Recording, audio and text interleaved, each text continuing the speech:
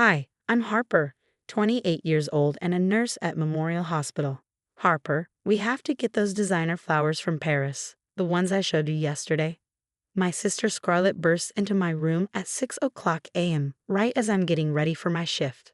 Scarlett, those flowers cost more than my monthly salary, I sigh. We already agreed on the local florist. But Alexander's mother had them at her daughter's wedding. I can't look cheap in front of them. That's Scarlett for you, minus 24, headstrong, and used to getting what she wants.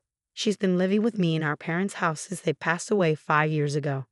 I've been the one handling everything: the mortgage, her college tuition, daily expenses, and now this wedding to Alexander, a man whose family likely has more money in their couch cushions than I make in a year. Later at work, Henry, one of my coworkers, catches me nodding off at the nurse's station.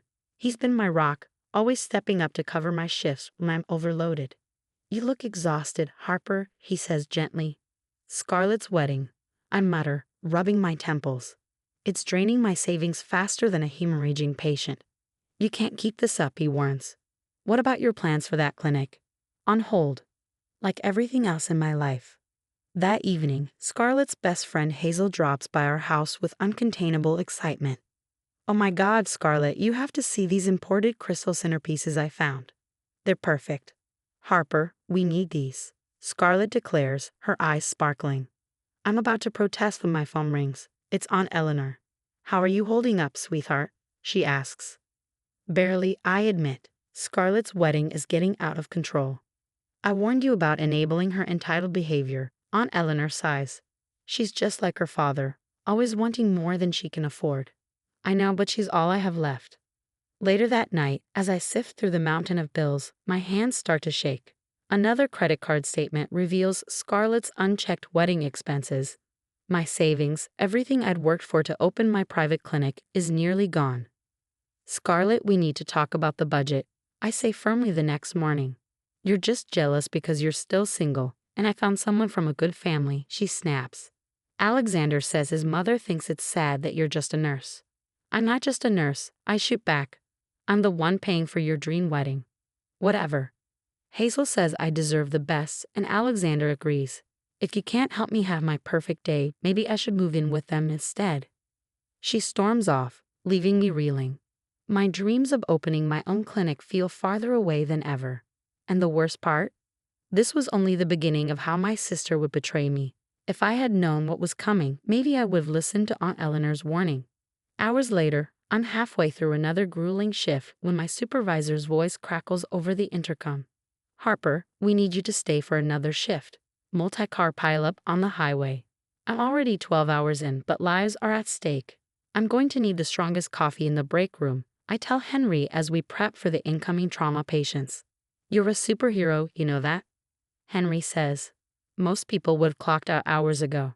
After 16 exhausting hours, I finally drag myself home, ready to collapse on the couch. But when I unlock the door, my exhausted brain can't process what I'm seeing. The living room is empty. "Scarlett?" My voice echoes through the bare rooms. Everything is gone. My phone buzzes and I glance at the screen. "Scarlett, Alexander needed money for the wedding." Those old things weren't serving any purpose anyway. I'm hyperventilating when the front door opens. Scarlett walks in, flanked by Alexander and Hazel. "How could you?" I demand, my voice trembling. "Those weren't just things. They were our parents' memories." "Oh please," Scarlett scoffs, rolling her eyes. "Don't be so dramatic. I deserve a perfect wedding, Harper. Alexander's family expects it." "She's right, you know," Alexander smirks. "Can't have my bride looking like she came from, well, here." Hazel is holding up her phone, recording the whole exchange with a gleeful expression. "I'm calling the police," I snap, reaching for my phone. "Go ahead," Scarlett says coldly, her voice dropping into a chilling calm. "I'll just tell them how you've been abusing me for years. Hazel has plenty of footage of your angry outbursts. Who do you think they'll believe? A stressed-out nurse or a poor, abused sister?" "You wouldn't dare," I whisper. "Try me." Her smile is ice. "Oh, and by the way, those credit cards funding my wedding, the ones in your name, you should really be more careful with your personal information." My legs give out and I collapse onto the floor. The world spins as the reality sinks in. Identity theft, the furniture gone, my parents' legacy wiped away, all by my own sister. What is going on here? Aunt Eleanor's voice slices through the chaos like a knife. She is standing in the doorway, her sharp gaze taking in the empty house and my crumpled form on the floor. Perfect timing. Hazel sneers, still recording. More family drama for my video. Get out. Eleanor's voice is steel. All of you. Now. Scarlett tosses one last comment over her shoulder as she exits. The receipt from the furniture buyer is on the kitchen counter, not that you can do anything about it. When the door slams shut behind them, Eleanor kneels beside me, helping me to my feet. You're not sleeping on this floor tonight, she says firmly, grabbing my arm. Pack a bag. This isn't over. I glance around at my empty house, the bare walls still echoing with my parents' memories. It's all gone, sold off for a wedding dress and designer flowers. If Scarlett thought this betrayal would break me, she had no idea what was coming. Start from the beginning, Eleanor says later, spreading a stack of papers across her dining table. Every penny she spent, every item she sold. My hands shake as I reach for the first bill, my resolve hardening. As I sift through months of credit card statements, I notice something strange, charges dating back to before Scarlett even started wedding planning. None of it adds up. That evening, Henry stops by after his shift, a stack of files in hand. Remember last year, when you couldn't find your social security card? He asks gently. I pulled some records from a hospital database. Scarlett's been using your identity since she turned 21. What? My voice trembles. That's not all. Aunt Eleanor chimes in, pulling up her laptop.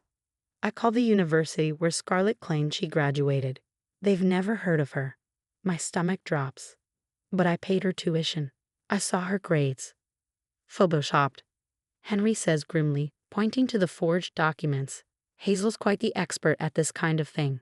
As if on cue, my phone buzzes. It's Alexander's mother, asking to meet about some concerning charges. At her request, I visit the next day. Scarlett gave me this receipt for a Gucci bag last week, she explains, holding up the document. But when we tried to return it, the store said it was counterfeit. The pieces begin to fall into place. I think of Hazel's designer goods connection and the luxury items Scarlett flaunted at Alexander's social events. We need proof, Henry insists as he sets up a hidden recording app on my phone. The following day, I confront Scarlett at a cafe. The furniture money, where did it really go? Please, she laughs, unbothered. You think I spent it all on just a dress? Hazel and I have a good thing going with these rich idiots.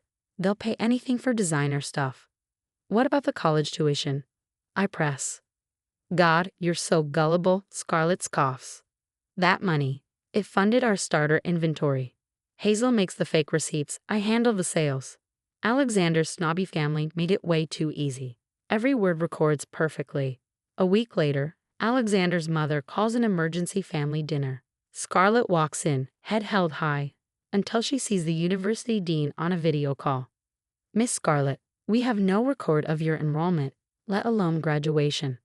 But I have my diploma right here. Scarlett stammers, fumbling with her phone. A rather poor forgery, Alexander's father replies, holding up a stack of fake receipts. Just like these. This is all a misunderstanding, Scarlett pleads, glancing around. Hazel, tell them. But Hazel's already cut a deal to avoid charges, leaving Scarlett to face the fallout alone. The wedding is off. Alexander rises from his seat, disgusted. Mother was right about you all along. Scarlett turns to me, tears streaming. Harper, please. You have to help me. I pull out my phone and play the cafe recording. Her face goes pale. You did this to yourself, I say, gathering my evidence. As Scarlett crumbles, I feel no satisfaction, just a deep, aching relief. The Alexander family presses fraud charges. Investigators uncover offshore accounts and reveal that Scarlett and Hazel scammed nearly $500,000 from unsuspecting victims. Scarlett receives a 5-year prison sentence. Hazel, 3. 6 months later, I'm standing in the middle of an empty medical office space. It's perfect, Henry says, squeezing my hand. My own clinic, I whisper, tears of gratitude welling in my eyes. Just like I always dreamed. I couldn't have done this without you, I add. He smiles, then drops to one knee, pulling out a ring. Suddenly, the clinic isn't the only dream coming true. 2 years later, my private practice thrives. Henry and I are planning our wedding. A small, intimate ceremony, nothing like Scarlett's over-the-top spectacle. Dr. Anderson, your next patient is ready, my receptionist calls. I glance at the nameplate on my door and smile. Every extra shift, every sacrifice, every sleepless night, it all led to this. Later that evening, curled up with Henry in our cozy home filled with new furniture and new memories, my phone buzzes with an unknown number. Scarlett, I miss you. I miss us. Please. Without hesitation, I block the number. Henry looks up from his sketches of nursery color schemes. This is my life now, I think. A life full of love, trust, and peace. That's the thing about karma. It doesn't forget. And neither do I. My story isn't about revenge. It's about rising above the toxicity and building something better. Scarlett has to live with her choices, while I finally get to live my dreams. What about you? What would you do if your sister used your childhood memories as collateral for her greed? Looking back, I wonder, should I have cut her off at the first red flag? Or was I right to keep giving her chances until she crossed the ultimate line? Let me know your thoughts in the comments below.